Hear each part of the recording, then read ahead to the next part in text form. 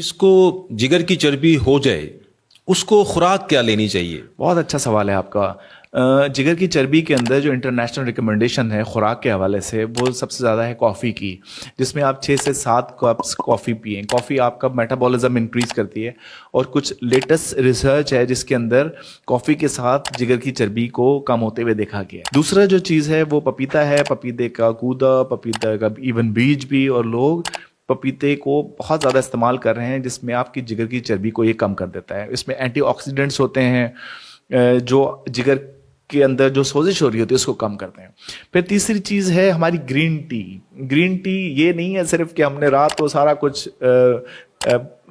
वलीमे खा के और वो उसके बाद आपने पीनी है कि वो आपको डिटॉक्सीफाई करनी है। आपने ग्रीन टी रेगुलर अपने जिस्म का हिस्सा बनानी है, जिसमें कुछ कैटेचिस होते हैं जिसमें आपके जिस्म जिगर के अंदर से चर्बी निकालने में, और एंटीऑक्सीडेंट्स होते हैं जो मदद करती हैं। सर एक दिन में कम से कम कितने कप आपको जितना ग्रीन टी के आप लेने पी चाहिए? सकते हैं 1 से 2 कप, इससे ज़्यादा क्या पिएंगे। सर लेकिन ग्रीन टी कॉफी में के लिए कैलोरीज होती? ग्रीन टी के अंदर अगर मीठा डाल लेंगे तो फिर उसका फायदा नहीं है। You need to be avoiding that thing, और आपने उसमें बहुत मीठा बिल्कुल ना डालें। बाकी आर्टिफिशियल स्वीटनर्स वगैरह वो अगर आप डालना चाहते हैं तो वो आप ले सकते हैं। बीट जूस, जिसको हम चुकंदर का जूस भी कहते हैं, ये बहुत अमेजिंग चीज़ है जिसमें फाइबर होता है, एंटीऑक्सीडेंट्स होते हैं, आयरन होता है, विटामिन B6 होता है।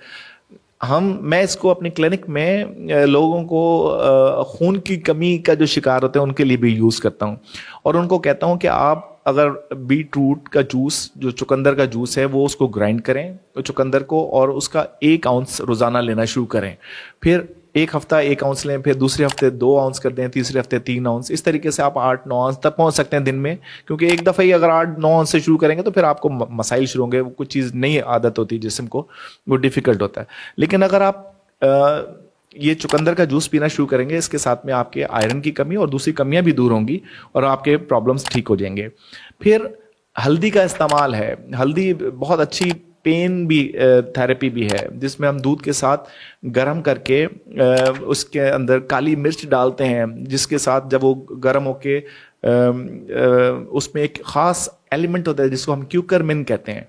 काली मिर्च के बगैर हल्दी नहीं खाना। काली मिर्च अगर डल गई हल्दी को, वो एक्टिवेट कर देती है, और उसके साथ में जिस्म के दर्द, हड्डियों के दर्द, कमर के दर्द, इवन हल्दी जो है वो हमारे जो IBD के पेशेंट्स होते हैं, जो अल्सरेटिव कोलाइटिस के पेशेंट्स होते हैं, उनके अंदर भी बहुत कारगर है, उसमें रिसर्च है। इसी तरीके से जिगर की चर्बी के लिए भी बहुत अच्छा कारगर चीज़ है जिसमें आप इसको इस्तेमाल कर सकते हैं। फिर आपका हाइड्रेशन, पानी का इस्तेमाल बहुत करना है। पानी जो है ना वो कम नहीं पीना। अगर आपने पानी के 12 से 16 गिलास दिन में पी लेते हैं तो आपका जो यूरिक एसिड जिसमें में जमा हो रहा है, जिसकी वजह से आपके गुर्दों में पथरियां बन रही हैं, क्योंकि अक्सर जो जिगर की चर्बी के साथ मरीज आते हैं वो पथरियों का शिकार होता है, जिसमें जिगर के चर्बी की वजह से, यूरिक एसिड की ज्यादती की वजह से पथरियां बन जाती हैं, तो वो उसमें भी हमें मददगार साबित होता है। फिर ग्रीन वेजिटेबल्स का इस्तेमाल, हरी सब्जियां, ताज़ी सब्जियां, पालक, साग, ये बहुत अच्छा है। ये आपको इसको बिल्कुल इस्तेमाल करनी चाहिए। नॉर्मली हम खाने में ये चीज़ें नहीं खाते।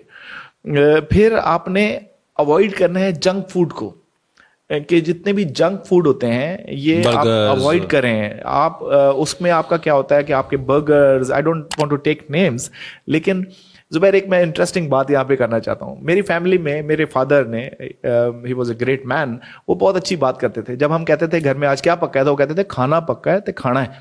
ठीक है, ठीक है। तो वो खाना जरूर जो है, जो पकता था वही खाता था। आज के बच्चे को हम वो टेस्ट ही नहीं डेवलप कर पा रहे हैं। सर वो खाना आप अब तो लोगों ने घर में जो घर का खाना वो तो छोड़ ही दिया है, मार्केट से वो टेस्ट ही नहीं डेवलप कर पा रहे हैं। हमें, हमारे बच्चे को नहीं पता कि टिंडे का टेस्ट क्या है। हमारे बच्चे को साग का टेस्ट नहीं अच्छा लगता। क्यों? क्योंकि वो आर्टिफिशियली MSD खा रहा है।